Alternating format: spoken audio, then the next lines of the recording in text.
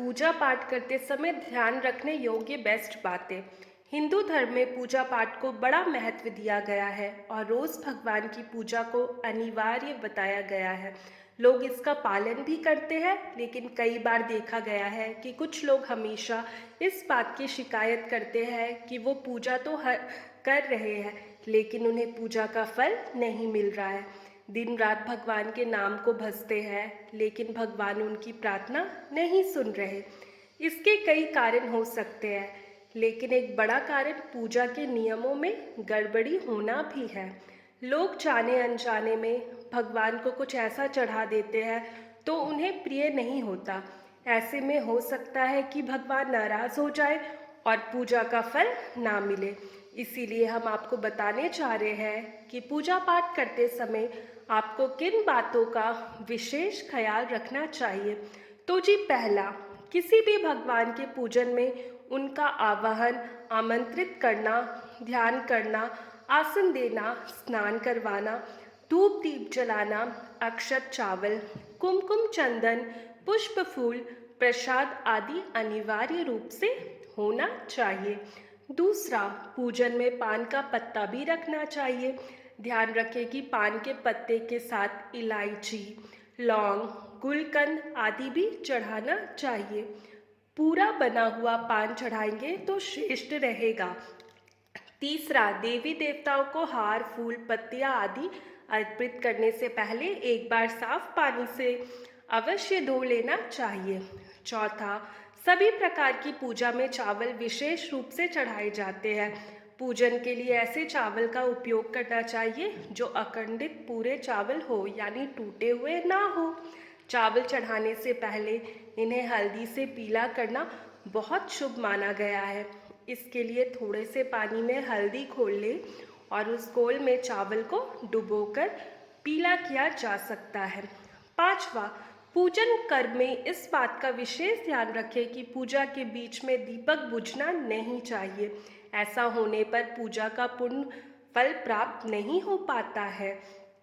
6, भगवान विष्णु को प्रसन्न करने के लिए पीले रंग का रेशमी कपड़ा चढ़ाना चाहिए। माता दुर्गा, सूर्यदेव व श्री गणेश को प्रसन्न करने के लिए लाल रंग का, भगवान शिव को प्रसन्न करने के लिए सफ़ेद वस्त्र अर्पित करना चाहिए। 7वां, ग्राम पूजन में कुल देवता, कल देवी, घर के वस्तु देवता, कुल देवता आदि किसी भी प्रकार के होते हैं आदि का ध्यान करना भी आवश्यक है। इन सभी का पूजन भी करना चाहिए। 8वां, पूजन में हम जिस आसन पर बैठते हैं उसे पैरों से इधर उधर खिसकना नहीं चाहिए। आसन को हाथों में ही खिसकाना चाहिए। 9, यदि आप प्रतिदिन घी का एक दीपक भी घर में जलाएंगे तो घर के कई वस्तु दोष भी दूर हो जाएंगे। 10वां, सूर्य, गणेश, दुर्गा, शिव और विष्णु ये पंचदेव कहलाते हैं। इनकी पूजा सभी कार्यों में अनिवार्य रूप से की जानी चाहिए। प्रतिदिन पूजन करते समय इन पंचदेव का ध्यान करना चाहिए। इससे लक्ष्मी कृपा और समृद्धि प्राप्त होती है। 11, तुलसी के पत्तों को 11 दिनों तक बासी नहीं माना जाता है। इसकी पत्तियों पर हर रोज जल छिड़ककर पुनः भगवान को अर्पित किया जा सकता है।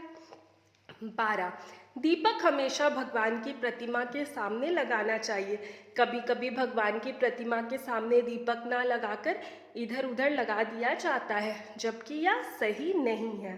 13, घी के दीपक के लिए सफ़ेद रुई की बत्ती उपयोग किया जाना चाहिए, जबकि तेल के दीपक के लिए लाल धागों की बत्ती श्रेष्ठ बताई गई है। 14, पूजन में कभी भी खंडित दीपक नहीं जलाना चाहिए। धार्मिक कार्यों में खंडित सामग्री शुभ नहीं मानी जाती है। 15, शिव जी को बिल्वपत्र अवश्य चढ़ाए और किसी भी पूजन में मनोकामना की सफलता के लिए अपनी इच्छा के अनुसार भगवान को दक्षिणा अवश्य चढ़ानी चाहिए, दान करना चाहिए।